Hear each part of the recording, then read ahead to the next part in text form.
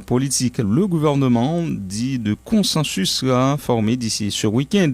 C'est en tout cas ce qu'a laissé entendre hier les responsables du secteur dit démocratique populaire réagissant sur les tergiversations concernant l'application de l'accord du 11 septembre dernier.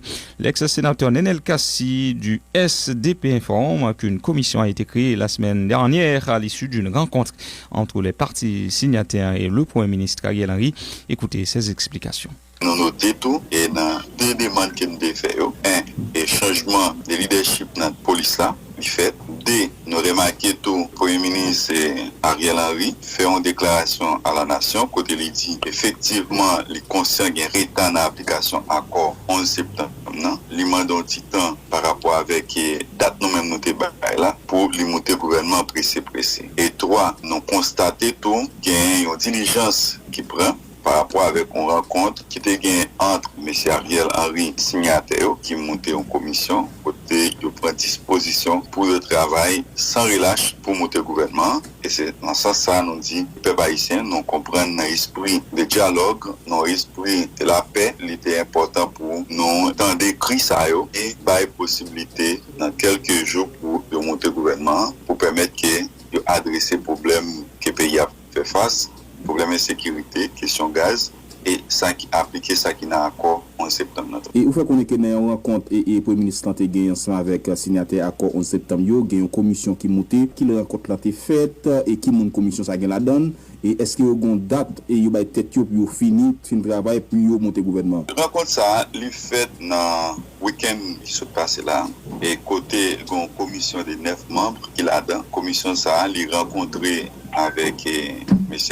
Ariel Henry. Il n'y a pas été une obligation pour travailler sans relâche, pour faire une consultation et avec tout secteur, tout groupe pour monter un gouvernement qui peut aller dans le sens attendre la population. Ça veut dire qu'intelligence qui est décrétée, tout est fait pour le gouvernement monter au cours de cette semaine. Il y a pile de monde qui est dans le pays qui prend des responsabilités. Donc, au échange qu'on a parlé là, il y a des gens au niveau directoire SDP qui a pris responsabilité. Mais nous-mêmes, nous dans la diaspora, on a parlé avec la diaspora, on a expliqué aux positions, on a expliqué aux réalités et qu'on a vu aujourd'hui qui est une réalité qui est facile. Yo même tout, il y a partagé avec nos inquiétudes.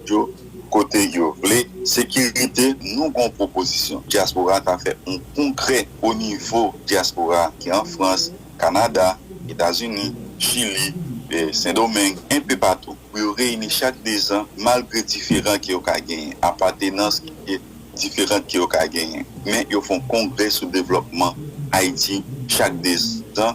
Côté yo tout le monde d'accord. Ceux qui ont participé, comment il y a porté participation par un développement, dans la croissance dans le pays.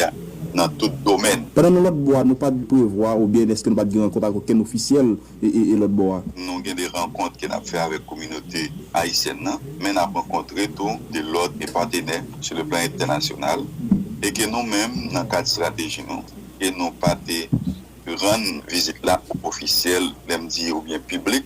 Nous avons travaillé parce que dans le cadre de stratégie politique, nous, ce n'est pas tout ça qu'on a fait qui est obligé de mettre sur place publique.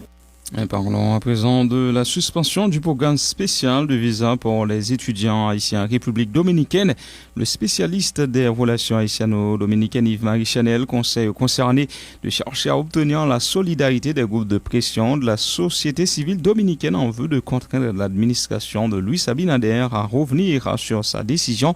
Écoutez le journaliste Yves-Marie Chanel avec Marie-Lucie Bonhomme. Pour gérer le problème ça là, pour un président ou bien premier ministre qui prend contact direct avec Abinader. Parce que l'autre interférence c'est le ministre des Affaires étrangères, son fils qui sautait.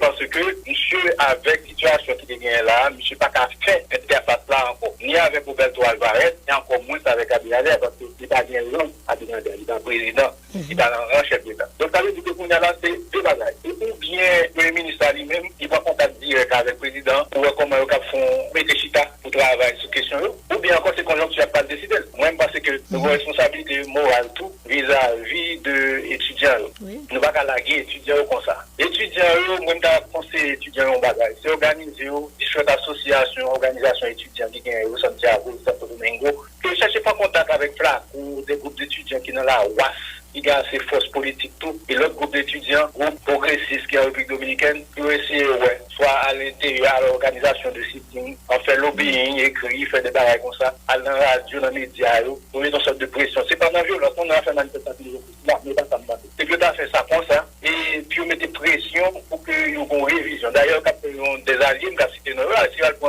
Farid de la Foule, qui est un sénateur influent en santé de l'Inde, c'est un sénateur qui vient ouverture pour Haïti, David Sosa, sénateur d'Arabon, David Sosa capable d'aider dans son sac, Jenny, dans Sanchez, dans Elias Pina. Société civile là qui parle pour la relève là? Oui, parce que la société civile là, impliquée, avec l'association étudiante, comment on a pu débattre, il y a pas toute l'advocatie avec lobbying et pour mettre pression sur le gouvernement dominicain. Ça privé là, est-ce que nous pas qu'à mettre sous le compte de l'inexpérience des gens qui dans la diplomatie haïtienne, en commençant par le ministre haïtien des Affaires étrangères lui-même, parce que toutes les faits, l'État a dit avec l'autre mot qui a heurté moins ces Dominicains. Oui, je pense que l'État a fait de l'autre façon. L'État a fait de l'autre façon en mettant en question d'autres aspects qui partagent, qu'on a partagé. Par exemple, pour une question sécuritaire, il y a une question de trafic de drogue.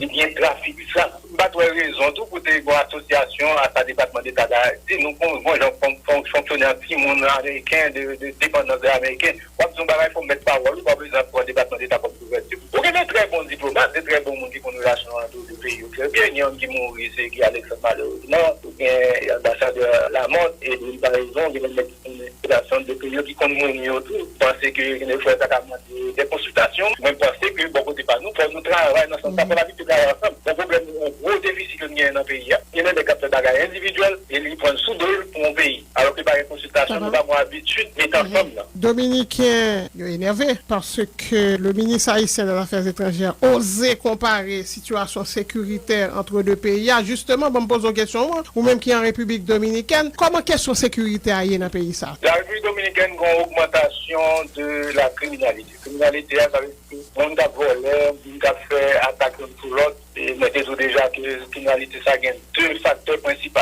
C'est la question économique, des gens qui ont un chômage, et après, pendant Covid, là, qui vient d'augmentation, ça, déficience au niveau des forces de police, parce qu'on est actuellement à parler de réforme de la police.